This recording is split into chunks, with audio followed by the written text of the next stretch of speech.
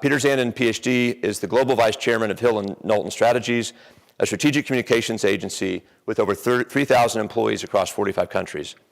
Hill+Knowlton is part of WPP, which is the largest marketing agency in the world, employing over 200,000 globally. Peter's client portfolio includes Goldman Sachs and the International Olympic Committee. Peter graduated from the University of Texas at Austin in 1983 with a PhD in evaluation research and an MBA. Peter serves on our advisory council, has taught as a member of our faculty, and helped with many initiatives, including serving as an advisor and contributor to Professor Ethan Burris and his Center for Leadership and Ethics. Directly coming out of UT in 1983, Peter founded 2 successful companies, largely staffed with talented UT graduates, skilled in data science and marketing. He first founded IntelliQuest, the fastest growing global market research company in the 1990s, taking it from a living room to a publicly traded company. Peter then started Zilliant, a leading provider of price optimization solutions that was named one of the top 50 venture-backed companies by the Wall Street Journal. Peter's a member of the President's Circle of National Academy of Sciences in Washington, D.C. He also advises and invests in early-stage companies. Peter's been selected by Interactive Week as one of the unsung heroes of the internet, awarded Ernst & Young's Entrepreneur of the Year, and was named to the Holmes Report's inaugural Innovator 25 list. So you can see why we're quite proud of Peter. Next will be David Judson. David D. Judson is Stratfor's editor-in-chief. As head of content production, he oversees both the global network of the company's information gathering researchers, the forecast-making analyst team, as well as the publishing team in Austin that crafts Stratfor's work into written, video, and graphic form. David also oversees ThreatLens, Stratfor's premium and specialized service for corporate security officers.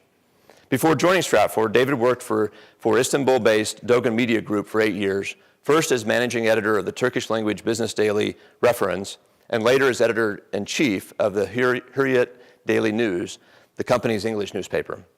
Before his work internationally, David was a senior correspondent in Washington for Gannett Newspaper's USA Today. He and his wife, Nirman, have lived in Austin since early 2013. I noticed when I read the bio that there's nothing about his UT degrees, and that's okay. So he told me they're adopted, right? So long license plates, it's all good. So thank you, David, for being here. A license plate for him on the wife's card. We're working on David now. Yes, that's right. Following them will be Yücel. Monet is the Senior Vice President and Senior Research Advisor at the Federal Reserve Bank of Dallas. She joined the bank in 1989 and has previously served as Director of Research, Head of the Micro-Regional Energy Group, and Director of Publications. She's an expert on regional and energy issues and has published numerous articles on energy and regional growth. Monet was elected President of the National Association for Business Economics in 2017. She serves on the board of the Global Interdependence Center and the University of Texas at Dallas Energy Board. She was president of the International Association of Energy Economists, IAEE, in 2011, and president of the United States Association of Energy Economics in 2005. She served on the executive boards of these 2 organizations, as well as Executive Women of Dallas, Dallas Area Business Economists, and the Dallas chapter of Women in Technology International, Inc., and the Greater Dallas Chambers Board of Economists. She received the USAEE Senior Fellow Award in 2007, the Energy Journal Best Paper Award in 2009, and the Outstanding Contributions to the IAEE Award in 2015. Prior to joining the bank, she was an assistant professor of economics at Louisiana State University. She has a BS and MS in mathematics from Bogazici, not too bad. The scariest part of the whole day for me is pronouncing Monet's alma mater. So I've been doing this for years, and I should remember from year to year, so that's about right. That university that's amazing in Istanbul, Turkey, and then she followed that with a PhD in economics from Rice University in Houston. So how about one round of applause for all of our panelists at once? Thank you all for joining us. So I'm going to invite Peter to the stage, and while I do so, a couple of things. So we have an opportunity for everybody to ask questions. We did this event a week ago in Dallas, and I will tell you that the question flow was the best we've seen in 6 years. That is your challenge. So I hope you'll rise to that level of inquisitiveness and curiosity. There are forms at your table, so fill it in, write your questions whenever they come to you. We'll have a way to collect those after all the panelists are done. I'll go through them and sort of collate and bring them together to ask some questions to the panel.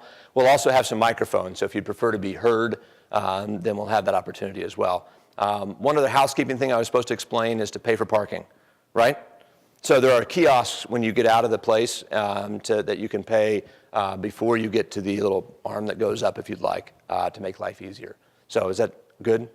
Okay, Christine's the boss, so I make sure I do what she says.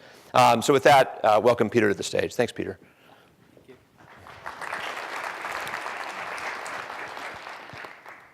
Thank you, Jay, and good morning, everyone. Okay, yeah. Is that better? Oh, yeah, much better. Thank you. Yeah, so I'm a data guy. Always have been, always will be. I'm not exactly sure how I became a data guy, other than I think it has something to do with my dyslexia. I just never learned like everyone else did, and so when people fed me information, I could consume it, and I could consume information in terms of more of the bigger picture rather than anything linear. So I did horrible in a lot of my classes in math, and I couldn't spell, still can't spell.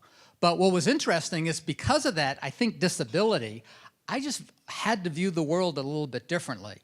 And so I even came here, being a data guy, I came to the University of Texas, this great institution, and I knew I was going to change the world like most ambitious young people, and I was going to do it through data. And studied a lot about statistics and computer programming and everything else, and struggled because, again, I'm not a natural learner when it comes to most linear type of analysis, but the insights came easy to me. And so I had a big insight that data was going to change the world, it was going to change how decisions get made, and this was back in the 80s, by the way. So I literally spent 2 years of my life looking how data was changing decision making. And guess what I found? It wasn't doing anything. People would cite research, they would cite data, but no one was reading it. It really wasn't going into the information. So I had a heartfelt discussion with my family and basically said, look, I'm not going to do what I was planning on doing. I need to go change careers. And so I came over to the business school, got an MBA, decided maybe business was a better place for me to be a data person.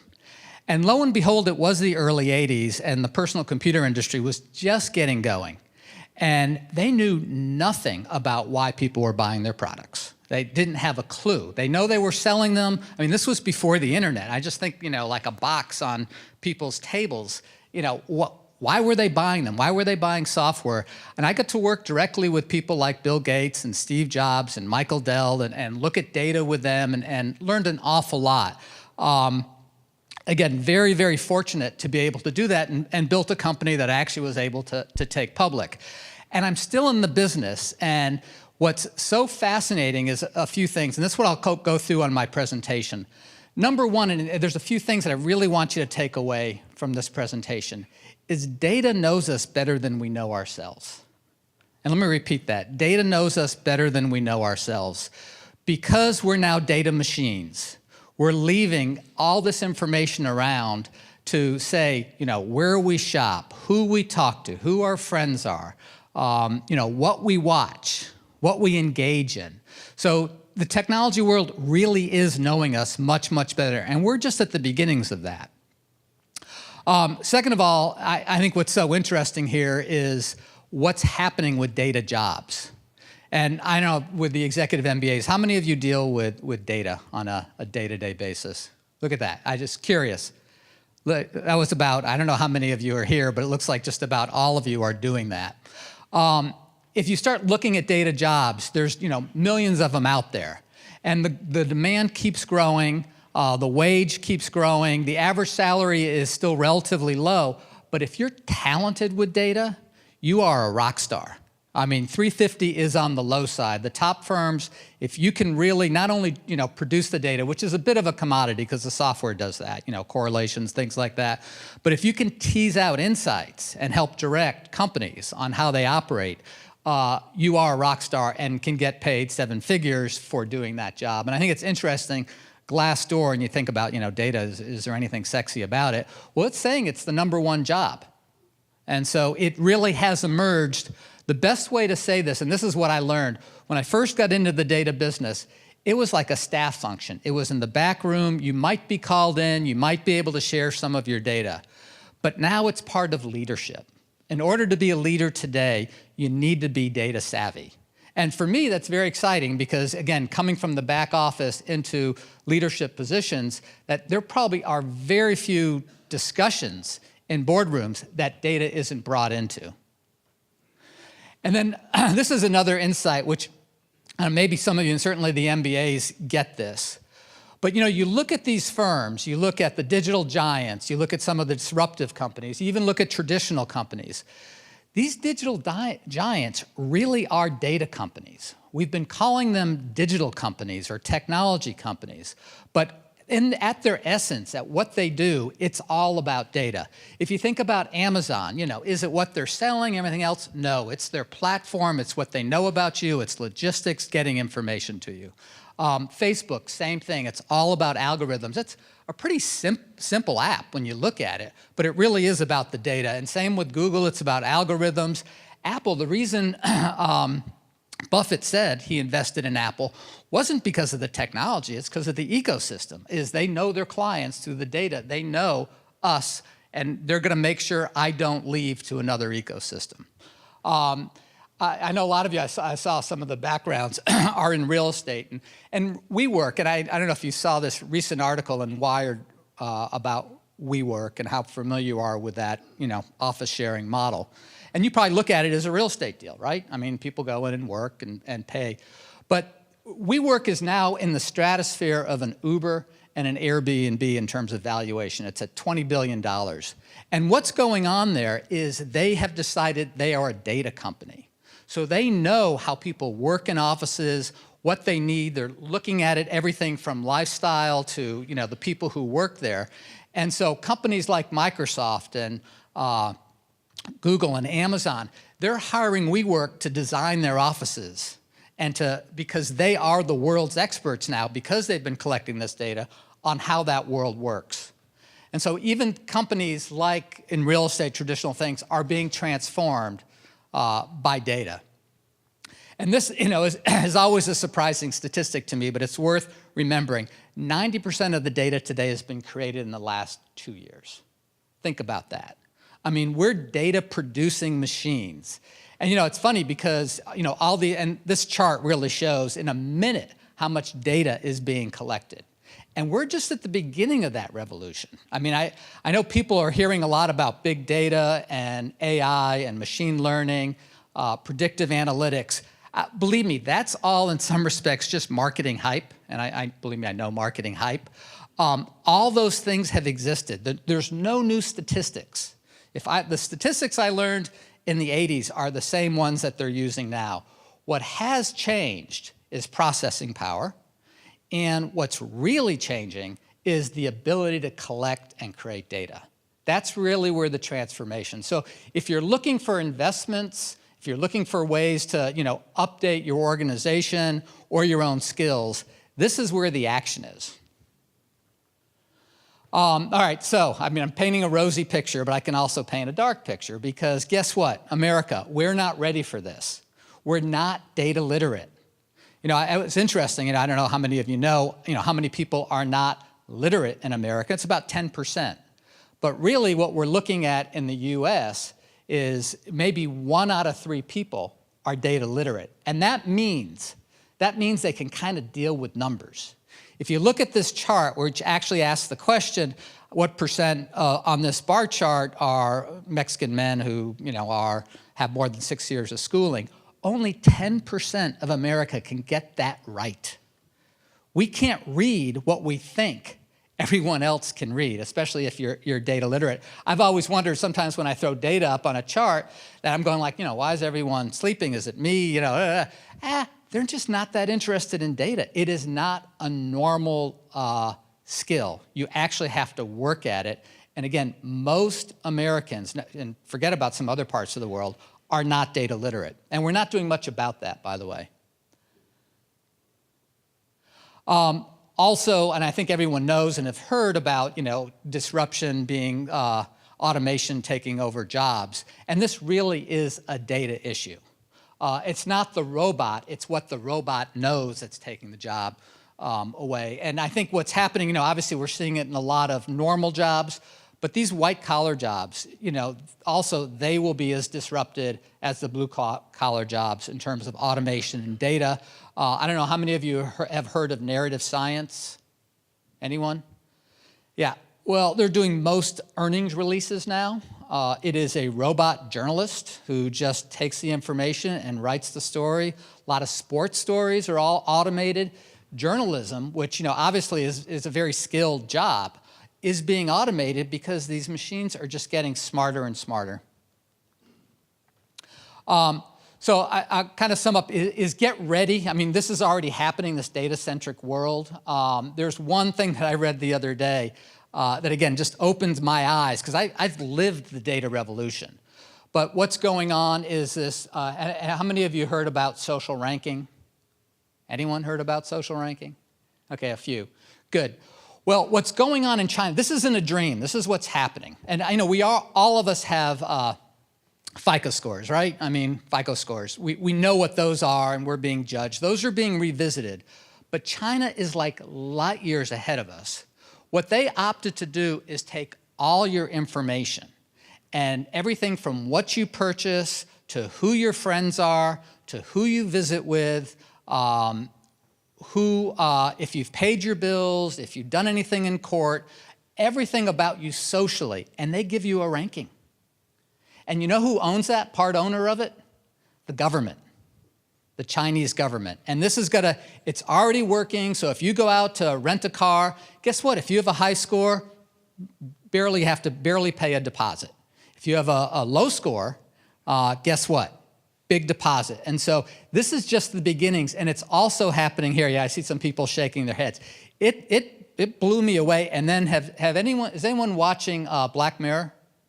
Oh, good. That's good. Yeah, because there was an episode on it, which, by the way, if you haven't been watching Black Mirror, if you want to see the terror, the nightmare of technology. Now, it's like maybe some of you remember what's that show? What was it? Twilight Zone. Yeah, it's like an updated version of the Twilight Zone. It's all about technology. It gives you nightmares. But it's worth, if you want to stay relevant, it's a wonderful show to watch. And if you want to lose sleep. So again, I was just saying how transformational this changes. And we've talked a lot for the past 20, 30 years about being a digital native. No, it's got to be a data native, digital literate, data literate. Software engineers are turning into data engineers. The world is shifting. We're moving out of this digital age into the data age. And really, if you're not prepared for it, make sure your kids are, or your kids' kids, because it's going to happen over the next 30 years. And at the same time, I want to make sure, because people will challenge and they'll go, no, that's always been a pipe dream, and it's not really going to happen. What I see today is wisdom still matters a lot, and people's guts still matter a lot. And so I'm not taking that off the table. It's probably going to be the last skill that we're really going to need between creativity and wisdom and experience. So I'm not discounting those parts of the equation. But the skills, and if you want to be in the room, if you want to be making decisions, this data revolution really is something that is just beginning. And it's interesting, show of hands, we're really not that in touch with. It's not how the world is looking at it. And I feel that things like big data and AI or things like that distract us from actually what is going on. All right, thank you very much. I'll turn the mic over to David.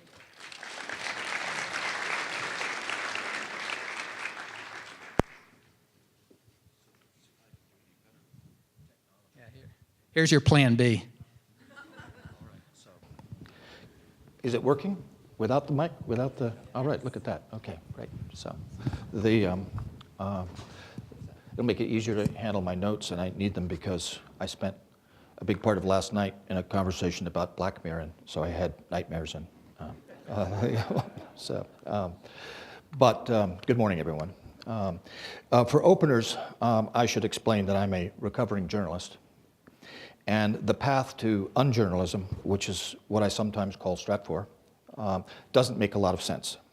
Farm reporter in California's Central Valley, congressional reporter in Washington, D.C. for America's largest newspaper company. 4 presidential elections, exit the Beltway screaming about the madness of the Bill Clinton-Monica Lewinsky scandal. then a decade in Turkey's largest media group, 3 of those years running a Turkish language newspaper, 7 running an English language newspaper. There in Turkey, I fought the law won, and in 2012, an offer from a Texan, come to Texas, son, we'll give you back your gun and your badge. That, in a nutshell, is the story, but since I've got another 13 or 14 minutes, I'll try and offer a bit more texture. And what I want to talk about, because this topic is innovation, is kind of really what we're trying to do at this hub of innovation called Stratfor. And for me, the journey here really traces back to a book I read in high school. It was called The Boys on the Bus by Timothy Krause, and it was published in 1973. It was a record of the 1972 presidential campaign between incumbent Richard Nixon and his Democratic challenger, George McGovern. In a move that was radically novel at the time, Rolling Stone magazine put Krause, who was then 26 years old, on the bus to cover not the campaign itself, but the boys on the bus. And in those days, most in the media were just that, boys. The book was hailed at the time by thinkers as diverse as the Pulitzer Prize winning author David Halberstam and by the diplomat and economist John Kenneth Galbraith, who incidentally his son is now, James Galbraith is a professor here at the University of Texas. But its seminal insight was, I think, lost to the winds. And it was this, that after each candidate's speech, the journalists would all huddle around the Associated Press and the United Press International reporters, the 2 wire service reporters at the time, and await for their first paragraph. The tone, the take, even the spin, what we would call today the bias, could well differ in the 50 stories that would ensue, but the directionality, the essential narrative, would be the same. Everyone today in the press, in or out of it, really, has a unified theory to explain everything in the media. And it was only really years later that I realized it, but Timothy Krause gave me mine, which is that first glimpse that the steadily narrowing field of vision of how we perceive the world through the mediator, which is the media. Every reporter knows the informal squaring of notes in which colleagues engage as they exit a press conference. More overtly, at my days at Gannett, the story planning meeting at USA Today would begin with an editor who had the Washington Post and the New York Times and the Wall Street Journal at his or her side, and he would go through the headlines and say, let's match this. That's okay, competition around the same story is healthy, but it's one tributary toward the stream of sameness, and that's kind of what I want to talk about. There are many tributaries to the stream, and none of them are by themselves nefarious. Part of it is the storyteller's art to embed the news in pre-existing narratives formed from our cultural experience. A small company buys a large one, that's a David Goliath acquisition. If a tycoon rises from a modest background, that's a Horatio Alger story. The telling of the news requires heroes.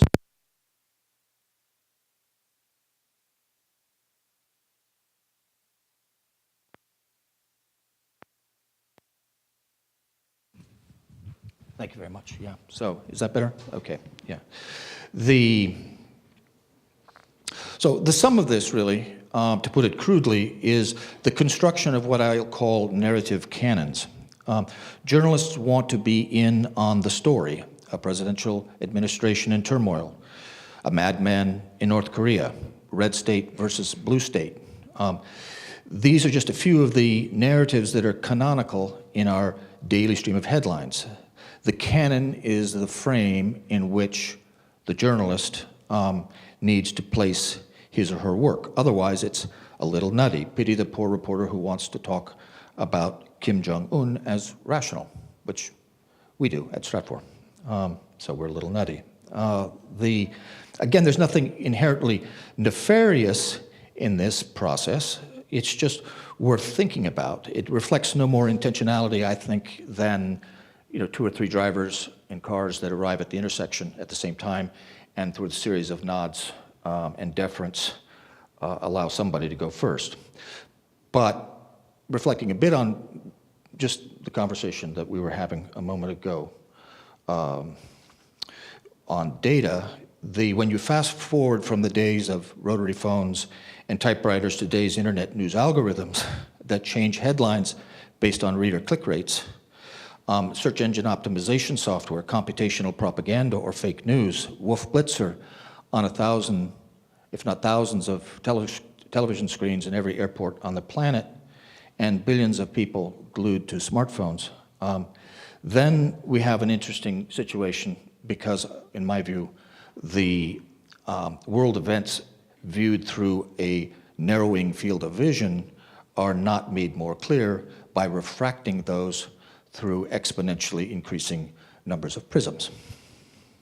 So just to be clear here, there is no shortage of, these days, of critiques of the press, and that's not my purpose. I'm certainly not a critic. I believe deeply in the importance of the news media. I'm addicted to the New York Times and the Austin Statesman.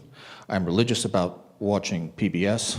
And last Saturday, my wife and I went to see Tom Hanks and Meryl Streep in The Post. But for all the virtues, and there are many, that the institution of the media has, there are limitations. And it's thinking about those that really brings me to Stratfor. And that's why I'm really glad that 2 decades ago, an author and a historian named George Friedman called time out.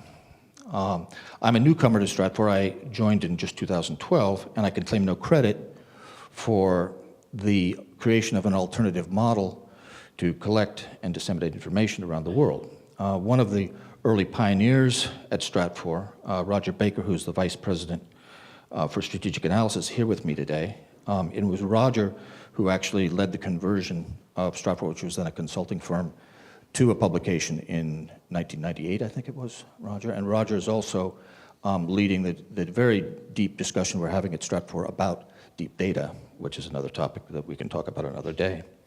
But the Stratfor's methodology, which continues to evolve, is what makes it different, makes us different. From a distance, we look very much like a news organization. We have a publication called Worldview, along with other tools and information at our website. We have a paywall. We sell subscriptions. We have teams around the world. We have about 100 people, including editors and writers and 25 analysts. We publish articles in the form of analysis, but these similarities are superficial. We don't go to press conferences. We don't quote politicians. In fact, we pay relatively little attention to politicians. We don't seek to be part of the story, and often we will directly challenge it. What we are constantly looking for are the underlying trends, the tectonic plates, if you will, that move the continents. We're not trying to tell readers what happened as much as we are trying to tell them what we believe will happen. And importantly, we're not trying to tell them what we believe should happen. An example is the Arab Spring. When protests began spreading 7 years ago across the Middle East, journalists, analogizing from the familiar to the unfamiliar, seeking a canon, as it were, saw in the protests a repeat of the color revolutions of Eastern Europe. This was to be the flowering of democracy. This was the narrative, the canon around which the media and the political class synchronized. At Stratfor, we said no. We said the analogy is wrong. The history is different. Yes, there's something going on, the thaw of political fissures long frozen by the Cold War, and later the post-9/11 jihadist wars.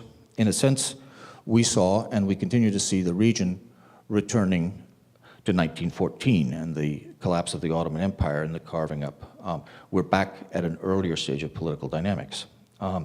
At a personal level, I'm sure we all shared the aspirations for a happy democratic ending to the story, but that's not what our analysis yielded. Our analysis, for which we roundly criticized at the time, was that turmoil and the emergence of new strongmen to replace the old was the coming reality. Other examples over the years, conflict in Ukraine. We successfully forecast that this was where resurgent Russia would clash with the West. The unraveling of the European Union. It seemed we were Cassandras when we forecast the forces that would tear at the EU at the time in the mid-2000s. That was a time, and I was in Turkey then, and had great aspirations for an expanding European Union that included Romania and Bulgaria joined, and we thought Turkey was going to join as well. Now we know different. In the wake of Brexit, the continuing struggle over Catalonia, the ongoing debt crisis in Greece, and upcoming election in Italy that will effectively be a referendum on the Eurozone, maybe we were onto something a decade ago. A nuclear deal between the United States and Iran. When we forecast this in about 2010, many were the rocks that were thrown at us. When they signed the first JCPOA, as it's called, Joint Comprehensive Plan of Action, in 2013, well, you heard it here first. And we also think that that deal will hold despite the challenges. I could go on. So what is our methodology? It starts with a map. Geography itself is the greatest animator of all. The source of America's geopolitical power is the Mississippi River system on a continent bracketed by two great oceans. Russia's greatest vulnerability is the northern European plain that all but invites invasion from Napoleon, from Hitler, and if you're sitting in Moscow, perhaps from NATO, which has moved all the way up to Russia's border. Above that, geopolitical analysis at Stratfor is really an ongoing study of power. Against the backdrop of geography, we analyze the military, economic, and political power of nation states. This elucidates three things. What Roger calls the 3 C's. Compulsions. What nations must do regardless of what their leaders say. Think Obama reversing course on exit from Iraq, or Trump reversing course on exit from NATO. Circumstances. In addition to geography, what is the history? What are the demographics? What is the economy? Constraints. What can political leaders not do despite what they say? Think Israel. Over the last 5 years, at least 3 times, there's been broad publication of an imminent threat by Israel to strike Iran. They can't. They don't have the capacity to do so. Like our cousins in the news media, we collect vast amounts of information. We have a 10-person research and collections team, aided by a lot of powerful tools that are increasingly powerful. We comb the global media in multiple languages every day. Economics report, trade data, increasingly social media. We rely entirely on what we call open source information.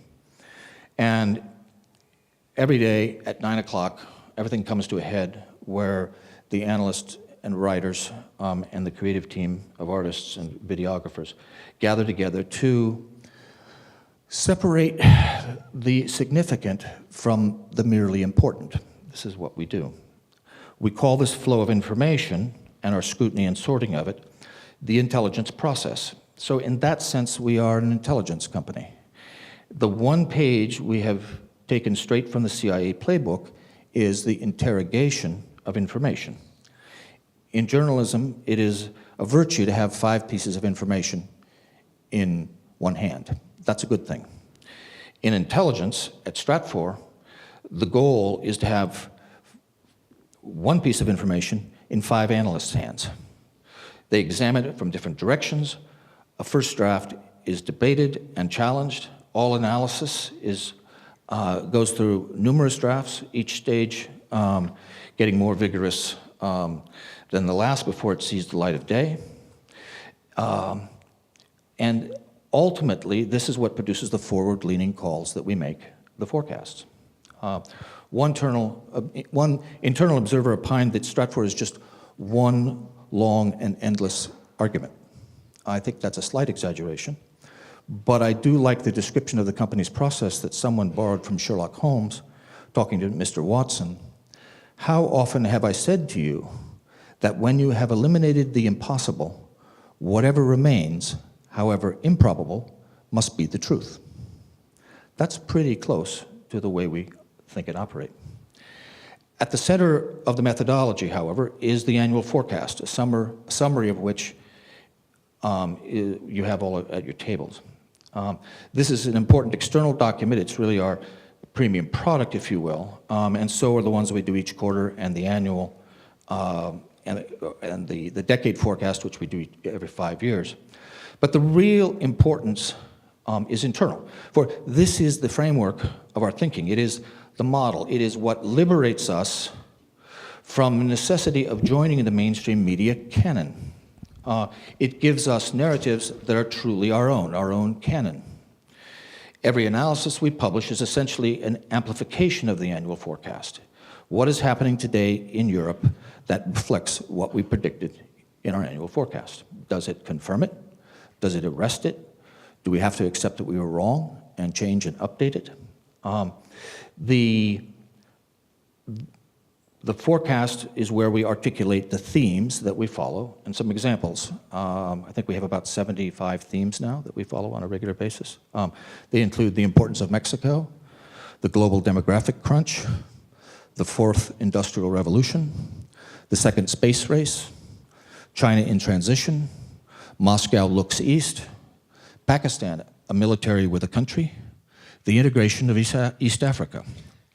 These are the books, if you will, a handful. Each daily analysis is another chapter in the book as we fold it out. So I won't belabor this year's forecast as you've got the highlights there, but a few elements. Everyone is always curious about North Korea. The odds of a war are low, but the stakes, should that happen, are obviously high. The danger that we've been highlighting in our forecast for the last 6 months really is in the risk of either side making a mistake, and the false weekend warning in Hawaii kind of underscores that threat. The challenge for the United States this year will not be in thwarting North Korea's acquisition of a nuclear weapon. Rather, we feel it will be adjusting to the fact that they probably already have one. NAFTA, much discussed here in Texas, it won't disappear. Negotiations will be protracted, but there's too much at stake for it simply to be canceled. Russia and China, they're moving closer. We are not expecting a formal alliance, but increasingly they will operate in tandem, perhaps and sometimes with Iran. And in that way, and it's a big debate ongoing at Stratfor, we're seeing a new bipolarity returning to the world system, and this is something we haven't seen since the end of the Cold War. So I guess the final thought that I will leave you with is a paraphraser of the movie that I saw last weekend, The Post. As you know, it's about the newspaper whistleblower Daniel Ellsberg and the Pentagon Papers. Steven Spielberg took some license, of course, but it touches a newspaperman's heart, particularly in its portrayal of the relationship between editor Ben Bradley and Katharine Graham.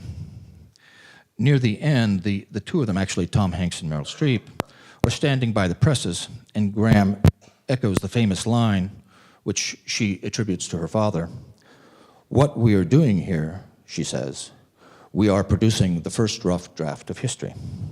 Fair enough, Godspeed to all journalists. But our mission at Stratfor is something different. We are producing the first rough draft of the future. Thank you very much. Yeah.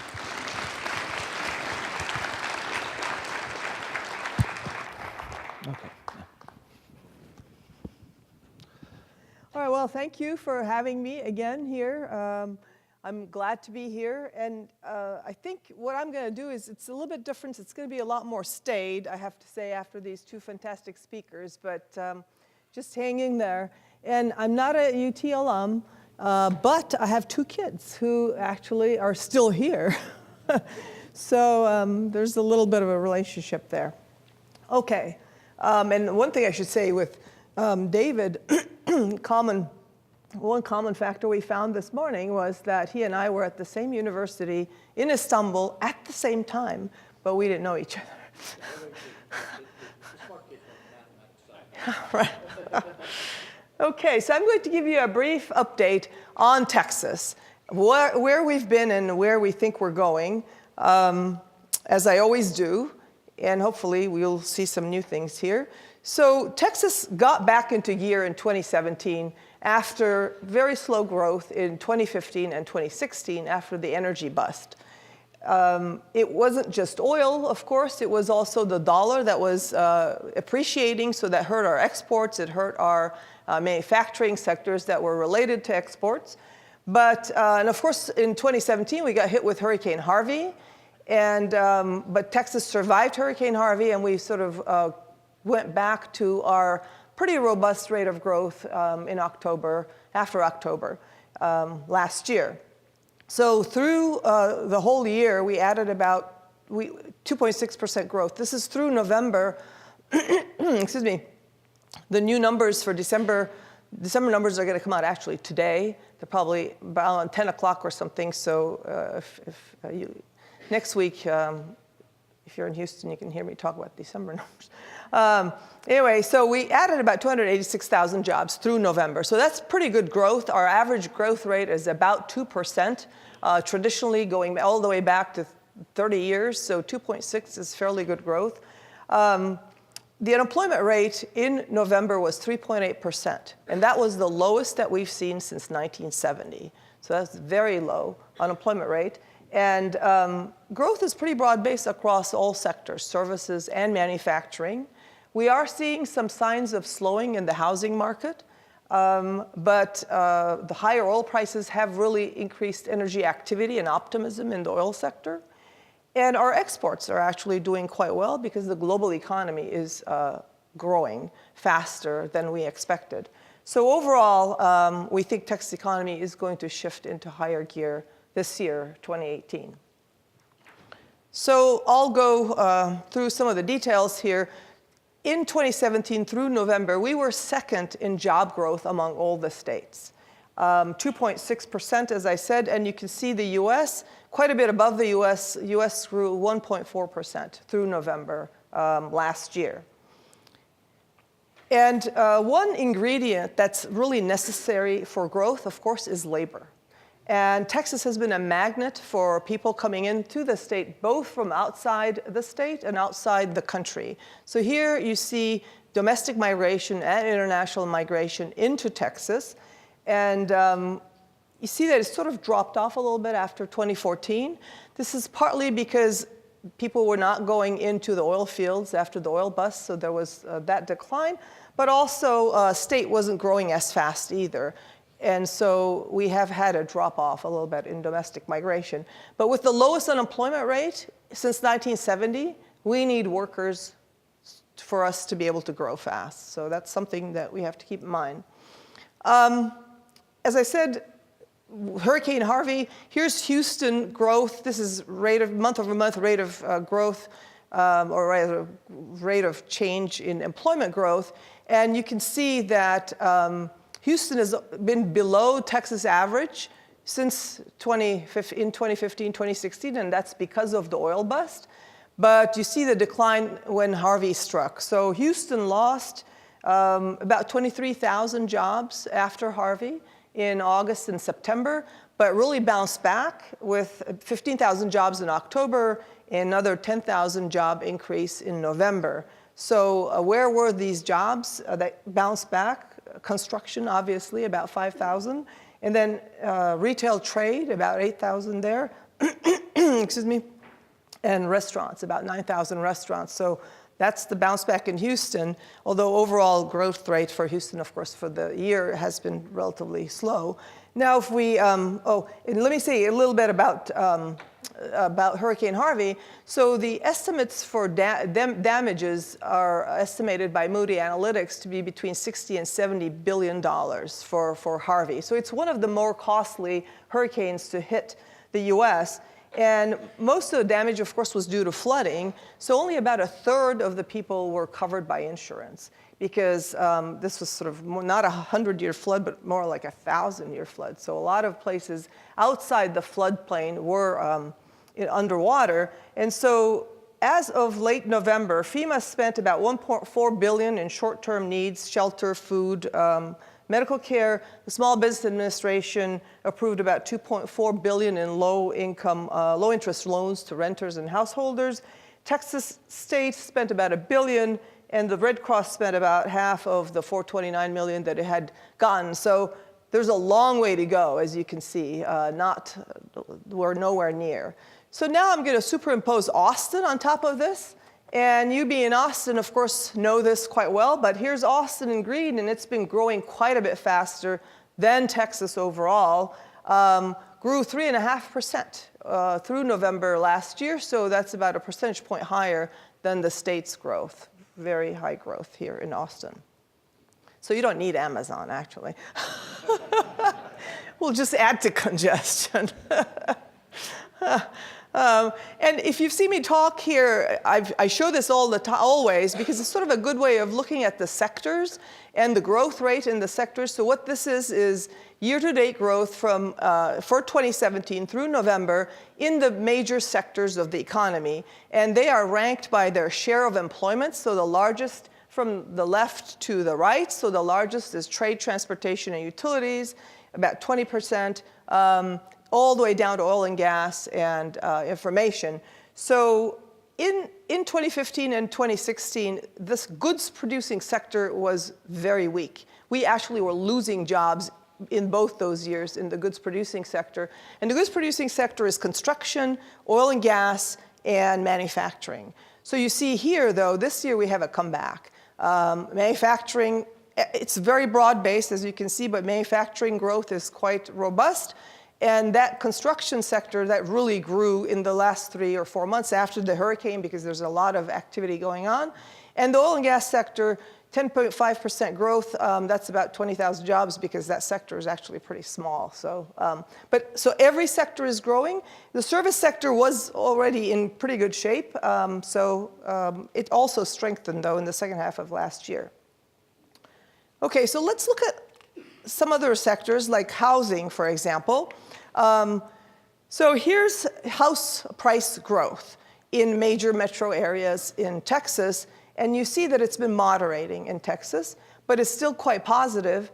And the house prices are actually at their highest level in real terms since 1990. So even though the appreciation is slowing, the level of house prices is still really, really high. And Austin actually has the highest house price, median house price in the state. It was $296,000 in November.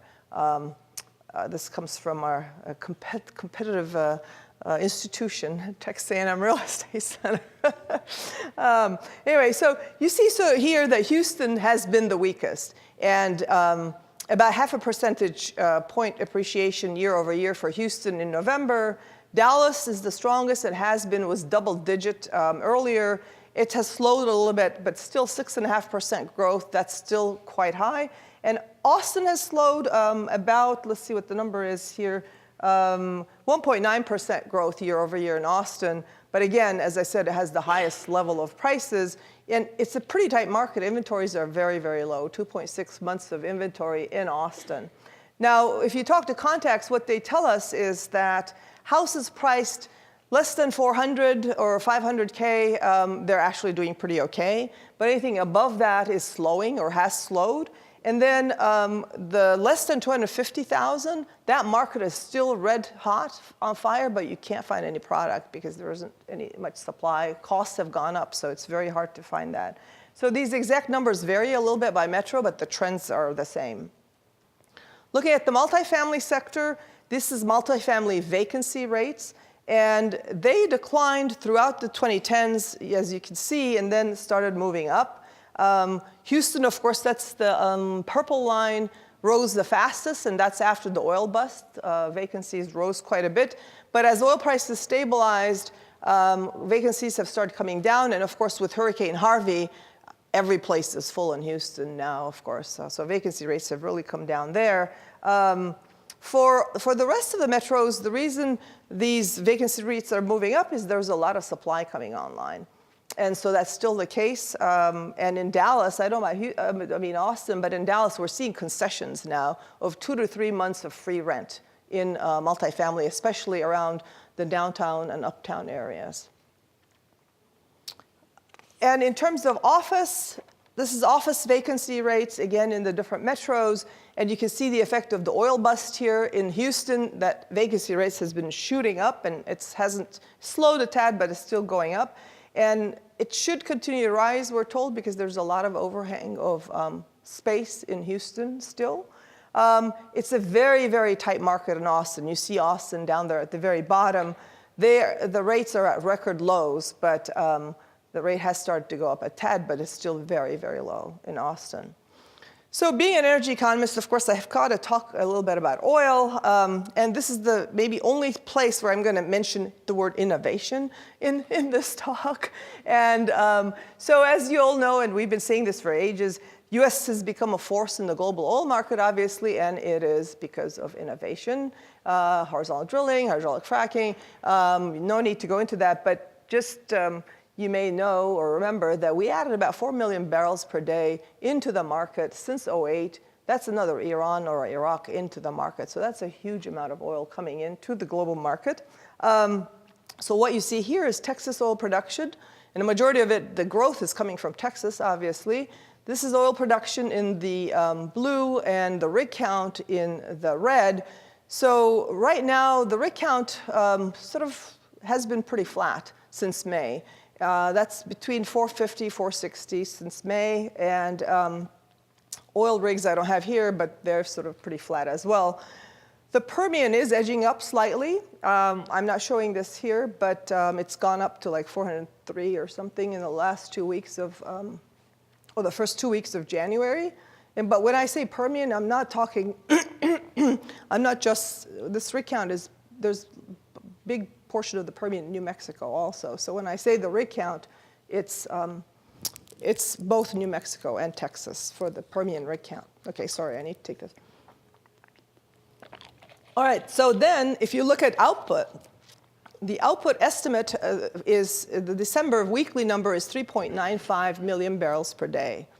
That is been going up. And if you sort of look back, when was our record oil production? It was in 1972. And the average, excuse me, the average was 3.55 million barrels per day. That's the average for the year in 1972. Our average for 2017 is going to be around 3.51. So we're probably going to beat that, the record this year. Texas production is going to beat our overall record. Now, the forecast for the Permian and for the Eagle Ford is about 5 million barrels per day at the end of 2018. So that's a huge amount of oil coming out of Texas and parts of New Mexico. For the U.S., the weekly estimate for the U.S. from the Department of Energy is 9.76 barrels per day. The short-term oil forecast or short-term energy outlook just came out last week, and they are predicting that oil production is going to be 10.3 million barrels in 2018. So that's the average. Now, looking at the U.S. record, it was in 1970, and so we're going to surpass that record this year with our U.S. oil production. So, and by the end of this year, they're talking about 10.6 million barrels per day. So we are a big force in the global oil market right now. The Dallas Fed, and I'm sure I've shown these pictures before, the Dallas Fed has an energy survey we do quarterly. We ask a whole bunch of questions and we produce these indexes. And what you're seeing here is our business activity index. And that has really moved up in the fourth quarter. That came out in December of the 29th of December. So this is a diffusion index, basically. It's, and you can see the components down under. So the 38, it really moved up. Why? Because it's the share of people saying activity increased went up, and the share of people saying, or firms saying activity decreased. So the index moved up. So it's reflecting more optimism. Everybody's a little bit more optimistic now that oil prices, this was before oil prices had moved into the 60s. So we were in the 55, 57 when we did this. And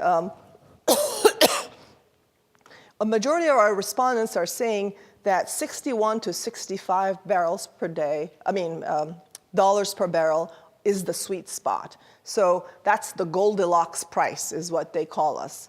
What they tell us. So why is that a Goldilocks price? Because it means that it's high enough for a significant number of producers to either break even or make some money, and it's low enough that you don't have this gush of oil coming into the market to sort of push prices down.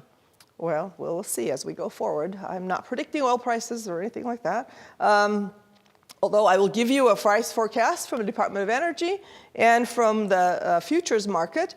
So, of course, activity is very dependent on oil prices. And so here you see past oil prices And then the forecast for the Department of Energy and from the NYMEX, the futures, it's pretty flat. The futures strip actually shifted up after I put these slides together. So the Department of Energy is forecasting the price to be about $58 by the end of this year.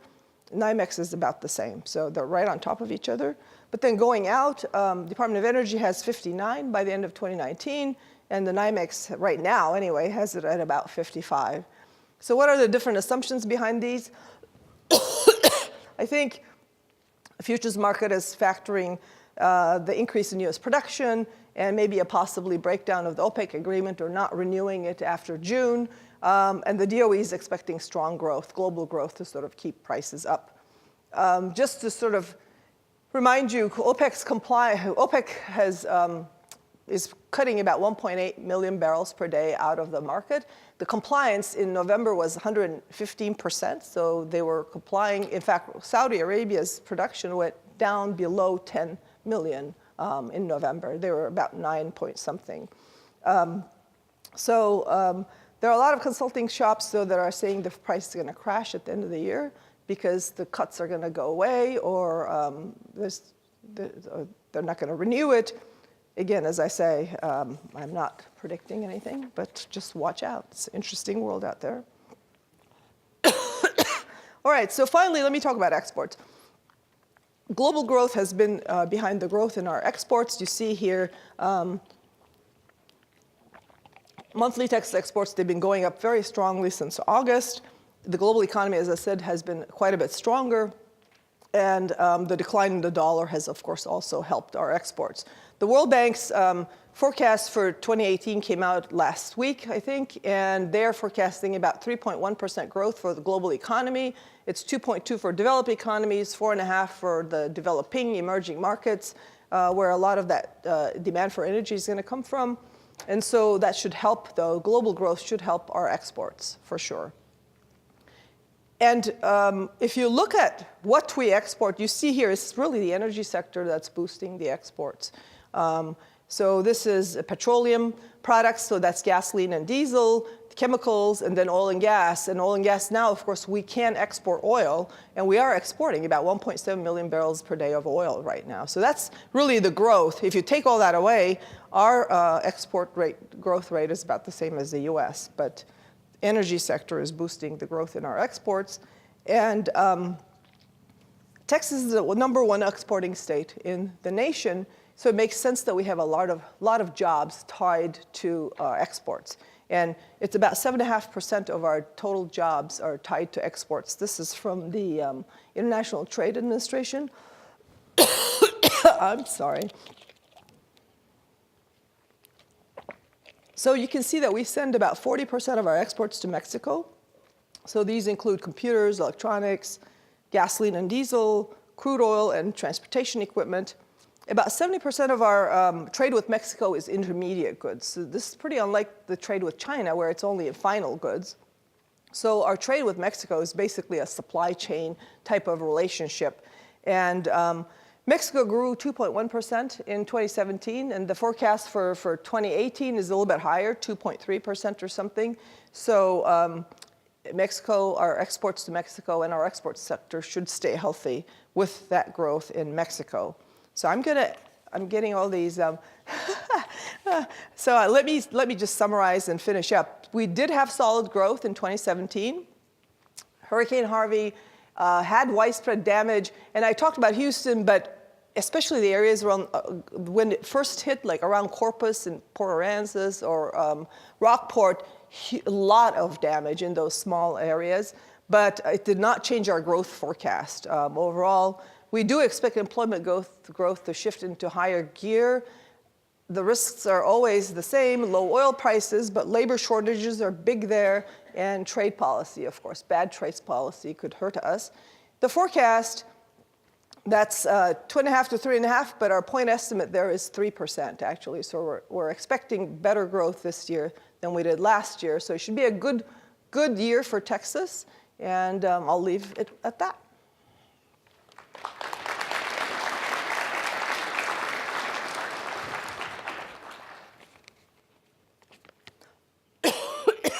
Sorry, I keep. All right, so we're going to have our panelists come up and join us. So if you have cards, if you have questions you've written out, send them up to our staff walking around. We also have microphones, so if you'd like to ask questions that way, it'd be fine too. So maybe I'll pose the first one while we collect the rest. So, Peter talked about dark mirror and this idea that we're going to be up at night. So there's a rosy picture that Monet painted for Austin, Texas, the economy in general. So let's just quickly, in the spirit of the dark mirror, what keeps you up at night other than television shows? So Peter, do you want to talk about, from your perspective, what would be a concern, if any? Or Monet can go first. We can go. Go. Happy to start. Actually, this is a funny thing to say, but I think these are the best of times. And when they are great times, it's good to appreciate it because we are lucky. Obviously I can list out lots of problems and, whether they're political, socioeconomic, or whatever, but they are good times. We're in a growth economy. What concerns me the most, being a data person, is the shift. I don't think we're prepared for it. I don't think we're prepared for the privacy issues, the inequality, the wealth inequality that's being created. So there are a lot of social issues that I'm not even sure we're prepared for or necessarily even aware of. And so those are my biggest concerns. David? Yeah, I'll have to, it's working again, great. Okay, my concerns would be similar. I probably worry the most, perhaps irrationally so, about artificial intelligence and the disemployment that's having spent a large part of my life in an economy that's heavily dependent on unskilled labor or medium-skilled labor. I really wonder what the implications are for global stability when we have, in Turkey, in the Middle East, the issue of young people trying to join the economy, and the disintermediation of so many things with artificial intelligence is something I agree with you. I don't think we've really figured that out or even close to it. So that would be mine. So I have an irrational one, maybe. I'm glad David said there's nothing going to happen with North Korea, but that is one of my irrational fears, that somebody's going to make a mistake, and and then things will blow up. So that's one of my fears, I suppose. The other one is very similar to the gentleman said. The technology and artificial intelligence has made some of the jobs obsolete. So how do we bring these? So income inequality is a fact. So how do we bring these disenfranchised people into the labor market, and what kind of jobs are we going to offer them? So in that sense, I think education is really important, and education, the amounts of money spent by the states on education is very important. So one thing I'll just say, going a little bit off track, but so the new tax bill, for example, some of the high tax states are going to be losing a lot of revenue because the state and local taxes are not going to be, you can't, what is the word for it, expense them out of your federal taxes. So that's going to lower revenues for a lot of states. And where's that going to come from? I would suspect their education spending is going to go down. So education for this country is really important. It's really important for Texas. So I worry about that a little bit. And being here, and I'm very happy to be here at UT, but not every place is UT. How true.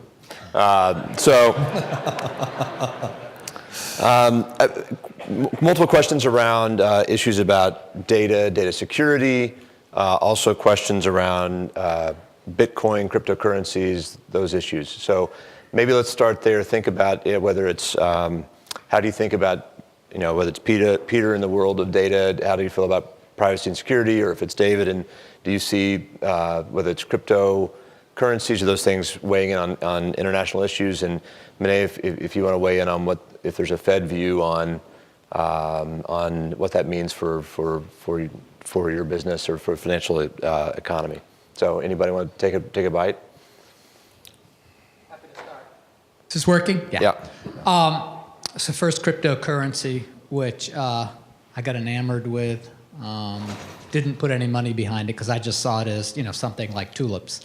which happened a few centuries ago. And as it kept going up, I kept going, oh, am I wrong? But then, wiser people like Warren Buffett say things like, don't speculate, it's just pure speculation. So I've stopped paying attention to cryptocurrency, but blockchain, it's the real deal. Because a lot of things, what I talked about was trust, right? And when it comes to data, do you trust the data? And the thing that blockchain provides us is another way to trust, because it's a transparent public ledger. I think it's going to be transformational in how we know things are real or not. So I'm very optimistic about the technology underneath cryptocurrency. I think cryptocurrency has a place, but the speculation was, pretty much just pure speculation. At least that's my take. Thanks. Yeah. Well, I'm not going to pretend to even begin to understand blockchain. It's an intimidating set of technologies. We're spending a lot of time trying to kind of gain command over what it means and what the implications are. Probably what we are looking at most heavily is what it means for sovereignty. It gets into, how will the Fed, how will national currencies, how will nation states deal with an economy that can be just flowing back and forth with no one supervising.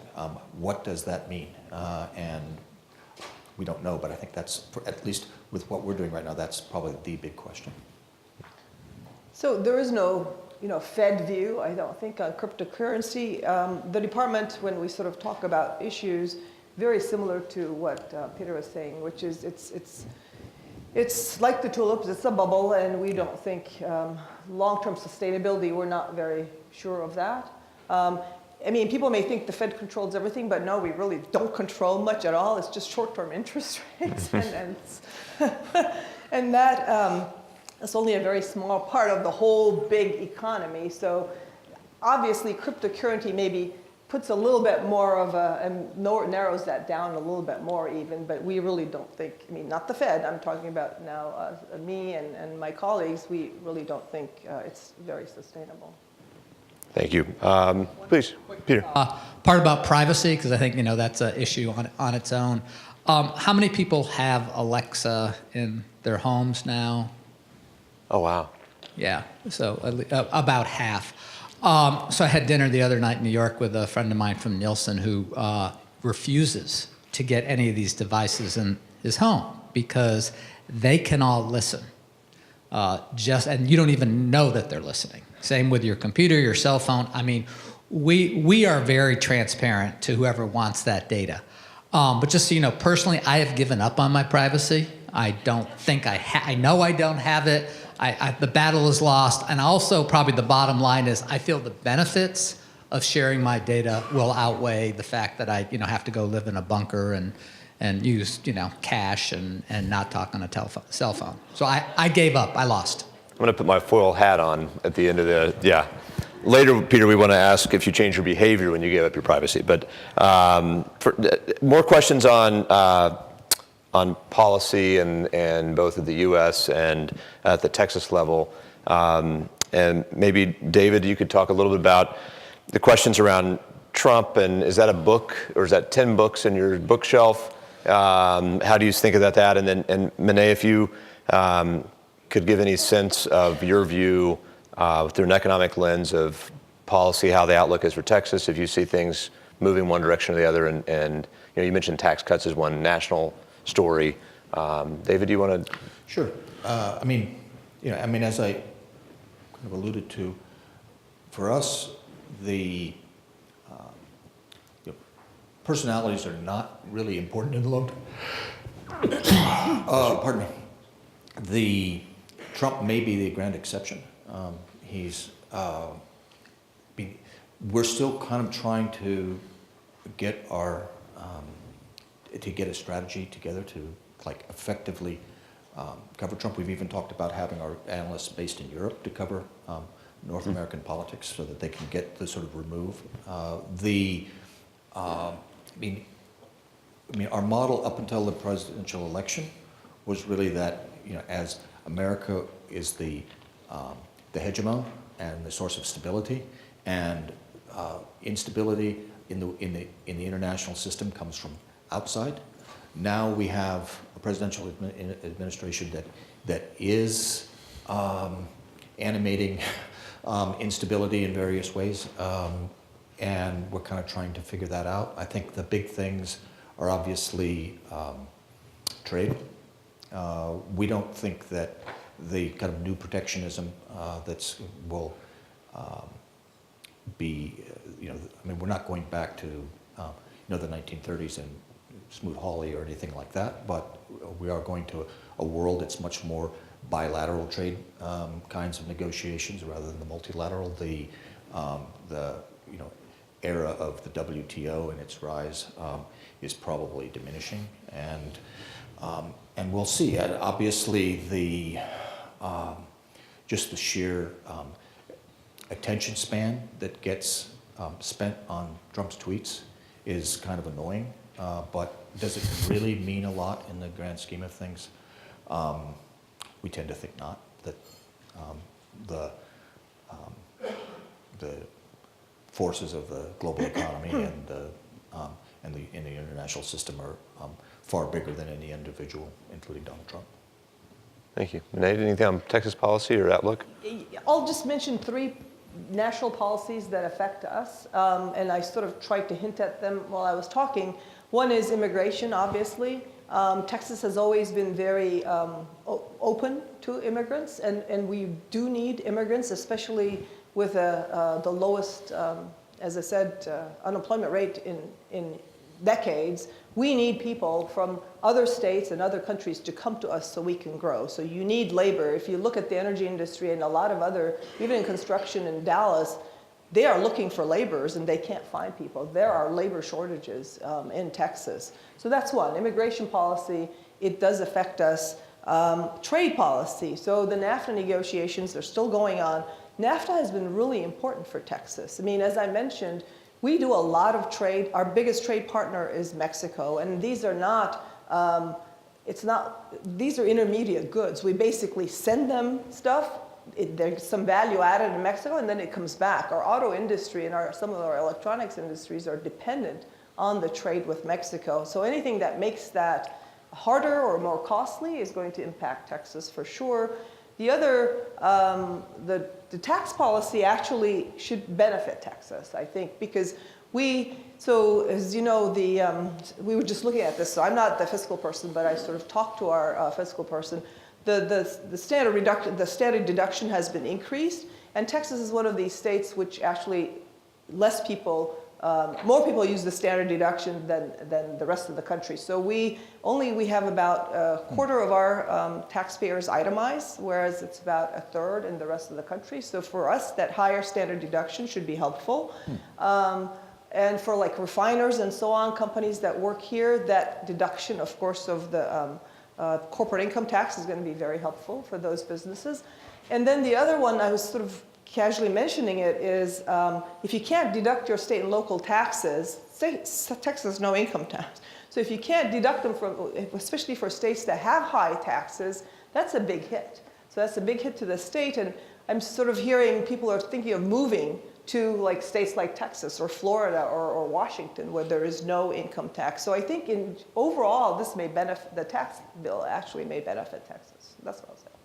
Great. Thank you all. And I think we're about out of time. And those of you who sent questions, you did your job. I appreciate it. And I wish we could have gotten to them all. Some of these were school focused. And so if there are questions about how things are going on at the school, the university that I can help with, or any of our staff here can help with, just ask. And as you probably unfortunately know, I'm happy to just go on and on about the school. Which is probably why we have some questions unanswered on the podium. But thank you for coming, and help me join more round of applause for our panelists. Thank you all. Have a good day, and hope to see you again next year.